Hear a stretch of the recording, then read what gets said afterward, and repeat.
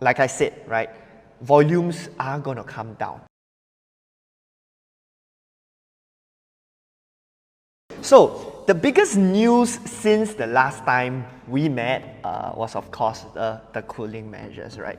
I would say this last round of cooling measures, perhaps the closest that we have seen cooling measures being instituted.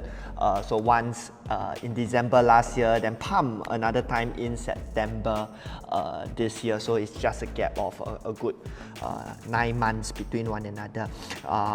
And so because it's already been 1 month into the whole cooling measure thing, I won't take this session to dive too deeply into that, and also because I've already done some short videos, as you can see over here, discussing about our thoughts, things to note, some predictions, as well as some of our grievances. You can check them out on like our Facebook or YouTube or even Instagram.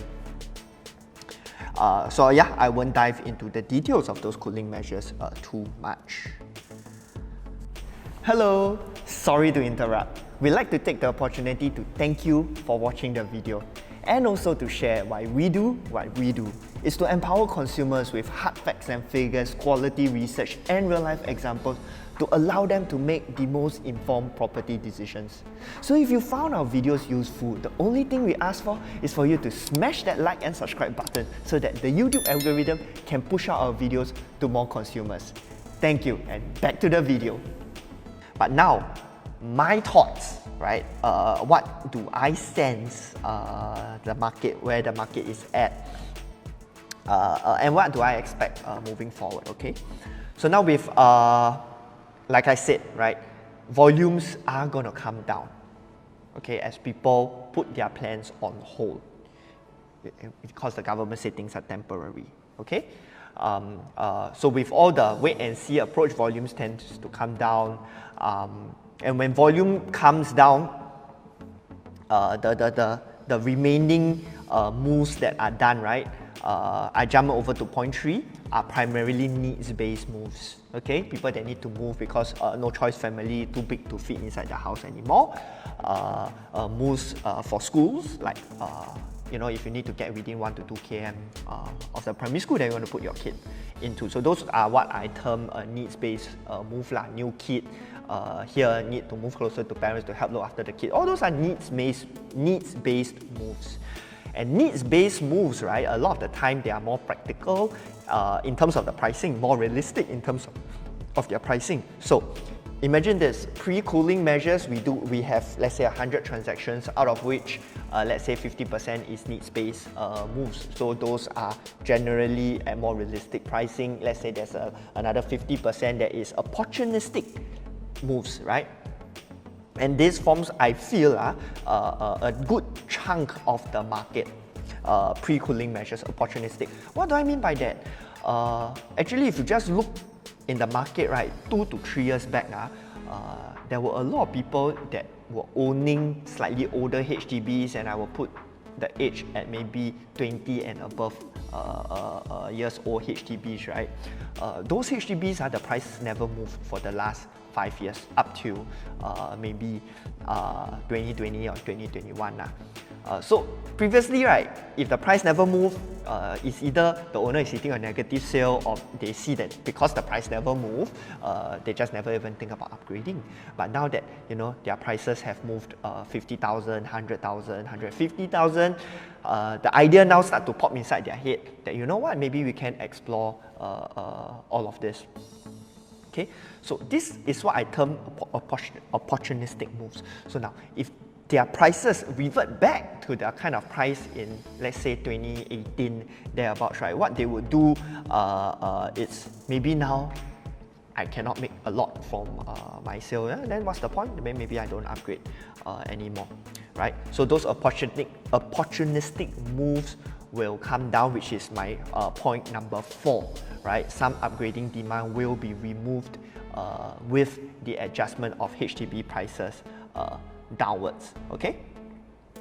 Now, on the supply one, I will talk about that in the next slide, right? So now that, you know, sort of everything is sort of at a standstill because government put temporary, everybody stop. Everybody stop. at the you know like the Squid Games, that game, right, with the doll standing at one end of the field, and then now the whole market is like, right, when the music stopped, when the door turned around, everybody paused down there, right? So now everything is at a standstill. So something has to give. So what is gonna give? Okay, how I see it, right, is that once HDB BTO wait times start to drop, okay, again, I'm going to break it down in as simple a way as possible for you guys to understand, right? Always demand and supply. So first of all, understand why did HDB price go up in the last couple of years, right? Because BTO, as a matter of fact, it's not that BTO supply came down, it's that BTO wait times increased. Okay, the supply is actually still the same. As a matter of fact, supply did come up, but it doesn't help the market when supply comes up but the wait time stretches out 6 to 7 to 8 years, because first time home buyers, to them actually time is quite important. They're okay to wait 3 years. If you tell them I wait 3 years, I can make 200k, 250k from a BTO, fine, I wait, right?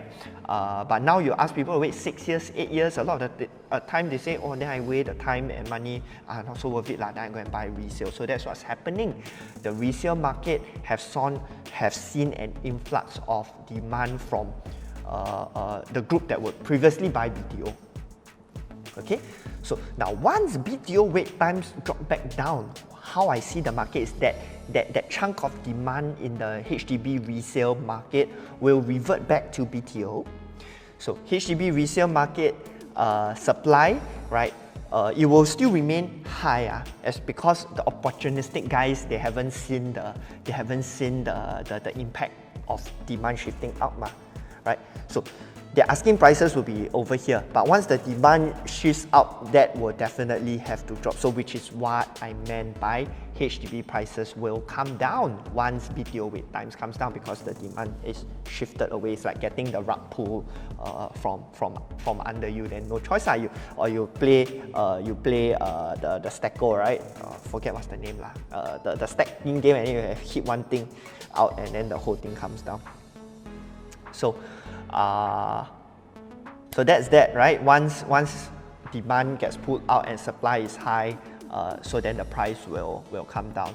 But once the price start to come down, some of these opportunistic folks will just take their listing out from the market, and then the market will then achieve its new equilibrium, so to speak, but in terms of price trends, then of course you were not going to be seeing something like that. You will likely see something like that, or if not, revert back to 1.3 and 2013 and the price trends between 2013 to 2018, 2019, which is actually a slight slope downwards.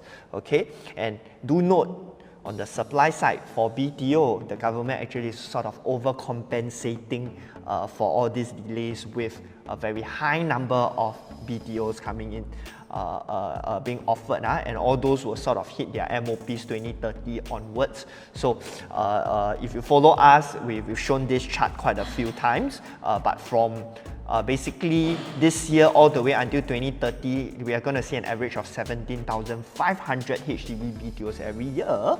But once 2030 onwards, right, that number is going to come up to 20,000, 22,000 thereabouts. I think the figure that HDB did put out is, I think for the next 3 to 4 years, they are willing to put all the way up to 100,000 BTOs. That's like 25,000 per year. Up to 25,000 per year. So that's going to flood the market with a lot of supply. All right. So now, next thing, right? So with HDB resale prices taking a correction, and as demand dries up, so some people will be also, because private, later on I will talk a bit more about private. So now with that happening in the HDB market, right, like I said, opportunistic buyers, opportunistic moves may have been removed from the market. Naturally, it's right to assume that, okay, if HDB prices were to come down, private prices should come down as well, because there's sort of a link, right? Traditionally, right? There's sort of a link. But do remember that before, right, today you see the prices are moving hand in hand because both are going shooting upwards. But for those of you, data nerds like me, property data nerds like me, right, you do remember before COVID happened, HDB prices were going downwards and private prices were going upwards. And once, you know, BTO wait times start to correct itself back to normal, I see that trend happening again.